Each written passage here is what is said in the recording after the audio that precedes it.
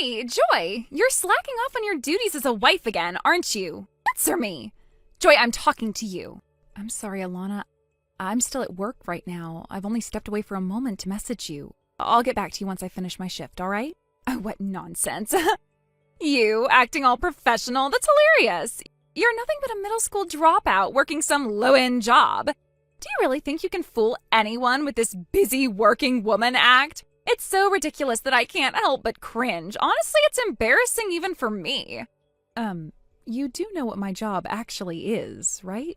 Of course I do. You're a part-timer at that tiny pastry shop near the station, aren't you?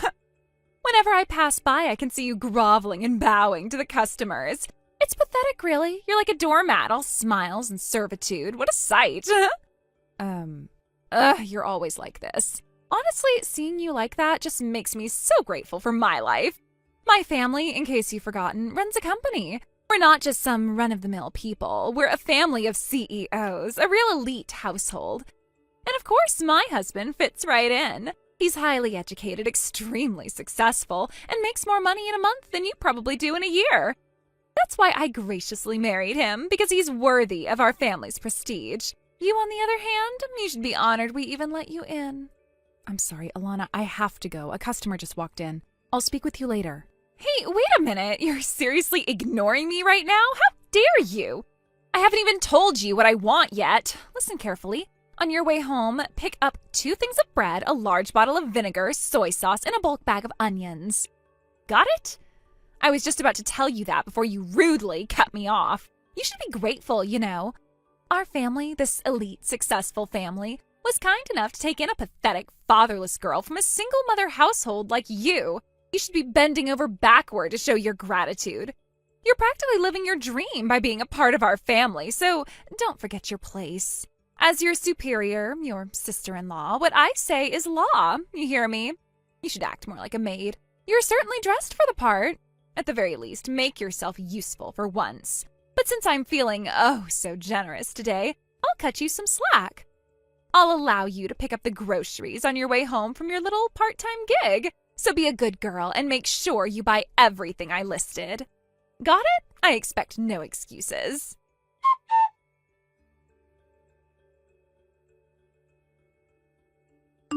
Hey, Joy, can you give me a ride to the station? Right now? Yeah, I left my car at Cambridge Station last night after drinking at a group date. I need to go pick it up. Wait, a group date? Oh, don't get all worked up. I was out for a drive and got a sudden invitation. I had no choice but to leave my car there. Alana, you're a married woman. What were you doing at a group date? Oh, please, it was just to fill out the numbers. I told everyone there that I was married. It was perfectly innocent. No big deal. There's nothing scandalous about it.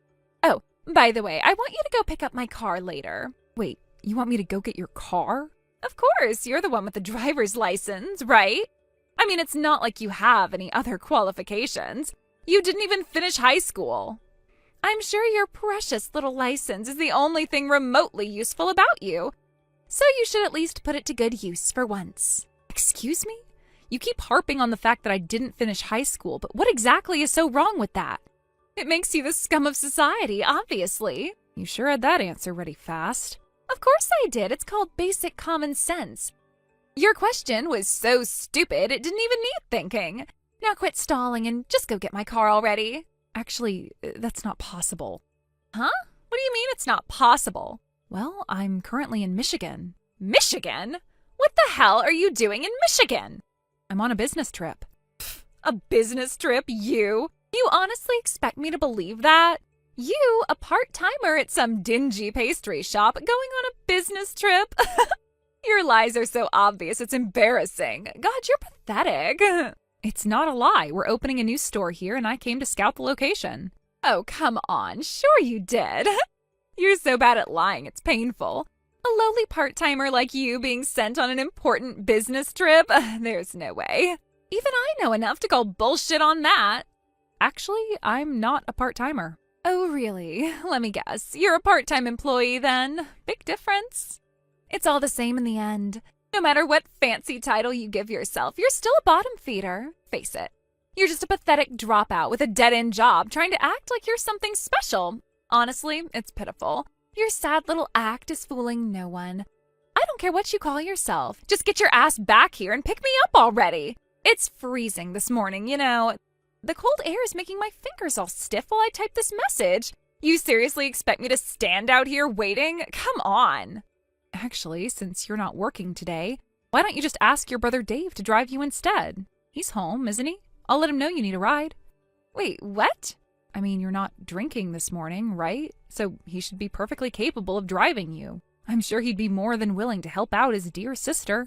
Hold on, you're telling me to ask Dave, my brother, your husband, to be my chauffeur? Are you serious? Is that a problem? You've got to be kidding me. You want my elite, CEO level, high society brother to play driver for some washed up dropout like you? What is wrong with you? You have no shame. Do you honestly think you're in any position to tell my brother what to do? Oh, is that really how you feel? Well, Alana, has Dave not mentioned anything to you? Mentioned what? About me, my background, my work. I'm pretty sure it was brought up the first time I met your family. Oh, yeah. Of course I know all about you. You're the poor, pathetic daughter of a single mother. Some dropout who couldn't even afford to finish high school. You ended up working at some random pastry shop just to scrape by.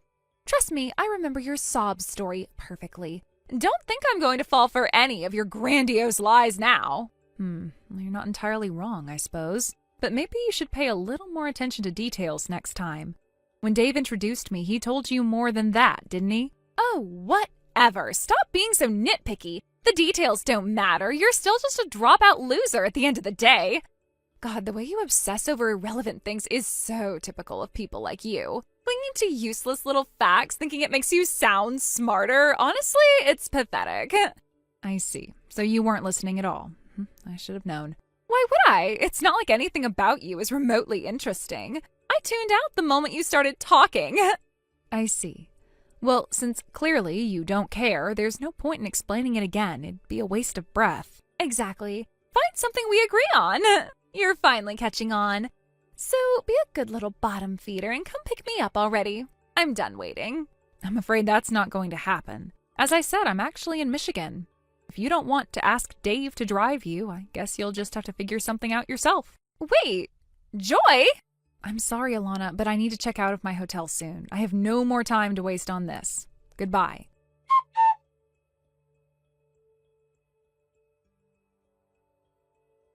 Hey, Joy, you really are a piece of work, aren't you? I should have known. It makes sense considering you're just a middle school dropout. Pathetic. A low-class, poor woman like you is bound to be this trashy. Alana? What are you talking about? You were cheating, weren't you? What? You said you were in Michigan. But I know you were at a cafe in Ohio with some man. Oh. Wait, do you mean this afternoon? Oh, you're admitting it so easily. I'm almost impressed by your nerve. I'm just confirming the details, that's all.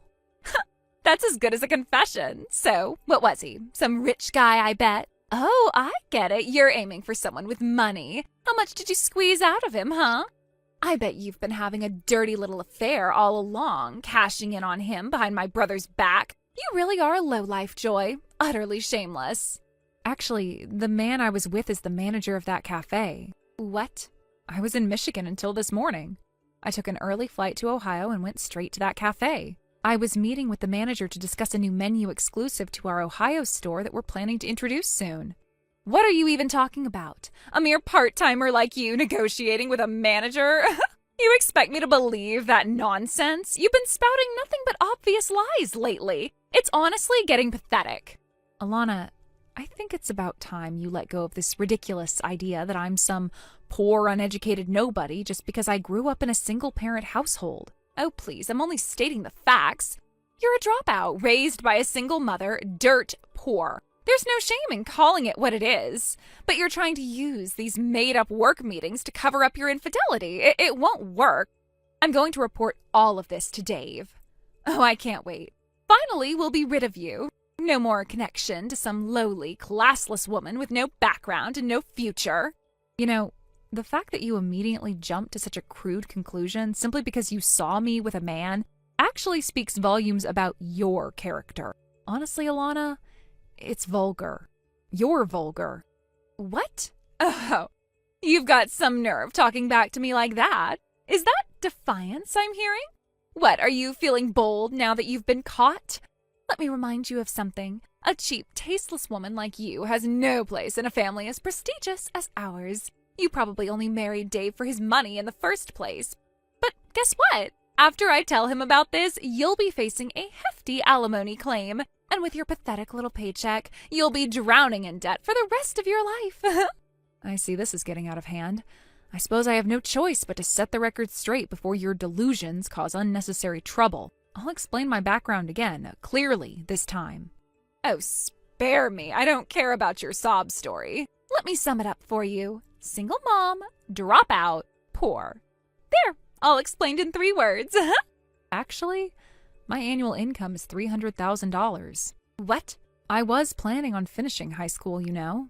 But my father, who was supposed to take over my grandfather's pastry shop, passed away when I was in 8th grade. My grandfather was already elderly, and with no one else to continue the business, I had to make a decision. So after graduating from middle school, I began apprenticing under my grandfather full-time as a pâtissier. I wanted to master the craft as quickly as possible and preserve the flavors that had been in my family for generations. 3 years ago, I officially took over the business. Wait, what? By the time I inherited it, my grandfather had already expanded the business into a chain with multiple stores and cafes across the major cities in Honshu. Recently, we launched a project to open our first store in Michigan, specifically in Detroit. That's why I was in Michigan. I was overseeing the launch. Oh, and we've also partnered with a major confectionery brand on a collaboration project.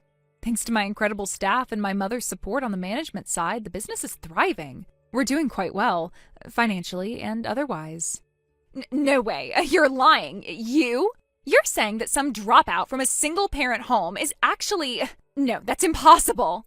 Actually, stories like mine are pretty common if you care to look around. You might want to reconsider your shallow assumptions about people with different backgrounds. Shut up! Shut up! Don't act all high and mighty! You're still nothing but a working-class peasant. You're beneath me. Funny, coming from someone who's never worked a day in her life. No matter what you say, you're still a dropout. That's a fact.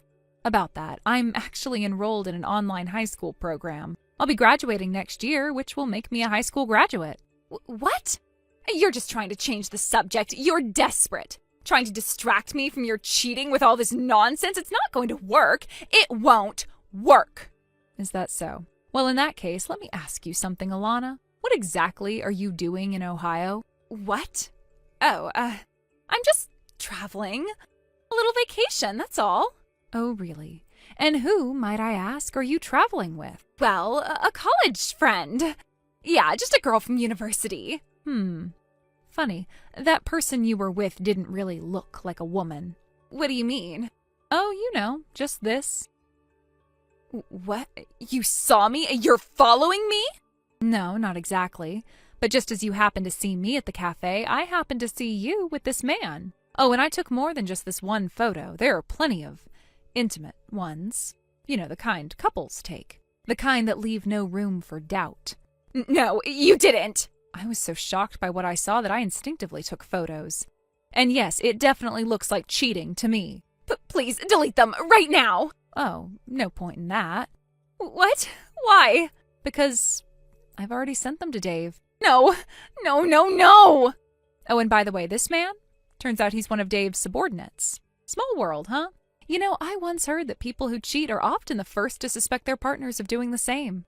I guess that was true after all. Wait, Joy, please, let's talk about this. I'd love to, but my flight's about to board. Goodbye, Alana.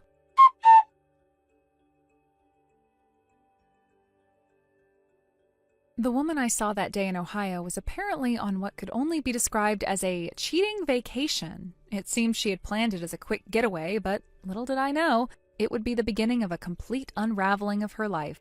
As a result of her actions, my sister-in-law ended up being at fault, and the marriage quickly ended in divorce. On top of that, she was hit with a request for alimony. Not only that, but the man she had been seeing was also married, and his wife, understandably, demanded alimony as well. When everything was settled, the total amount of money she was ordered to pay came to a staggering $60,000. Now my sister-in-law, who always had this air of superiority and liked to boast about coming from a celebrity family, was completely convinced that her parents would cover the entire alimony sum. She was confident, even smug, walking around with a sense of entitlement, as if money would simply fall into her lap. She believed that with her family's status, she could get out of anything without facing any real consequences. But, as we all know, reality doesn't work that way. Instead of the expected handout from her parents, she was told in no uncertain terms, "You will pay the full amount yourself and reflect on your actions." There was no comfort, no bailout, no easy way out of this. She had to face the music, and it was a hard pill to swallow. This only seemed to drive her into more of a tantrum in what could only be described as childish arrogance. She stormed around and demanded, "How dare someone like me with just a middle school education have to pay such a huge amount? Give me all your money!" She went so far as to stand outside my house, glaring and ranting, crossing her arms and essentially challenging the world. She acted as though she was some kind of victim when, in reality, she had brought all of this on herself. It was almost laughable. I couldn't help but think, who does she think she is, standing there like some sort of thief, demanding money from everyone else, expecting people to just hand things over without consequence? It was almost as though she thought that because of her family's wealth, the world owed her something, and that the rules didn't apply to her. Naturally, I couldn't stand by and watch as she played the victim. I called her parents and reported what had happened. To their credit, they didn't hesitate. They acted fast, taking immediate steps to deal with the situation. Within a short time, they arranged for her to be sent off to one of their overseas factories. The next thing I knew, I was hearing that she had been sent away, far from the drama she had caused. From what I heard, the work at the factory wasn't exactly glamorous. It seemed like a pretty harsh reality check for someone who had spent her life riding on the coattails of her family's success. It wasn't just about sending her away, it was about forcing her to take responsibility for her own actions and make a living on her own, without relying on her family's money or connections. Thank you for watching and listening. We hope you enjoyed the video. Don't forget to like this video and subscribe. Also, feel free to leave a comment about what you thought of the story. We look forward to seeing you at the next story. Thank you for watching. Please subscribe and hit the like button. See you next time.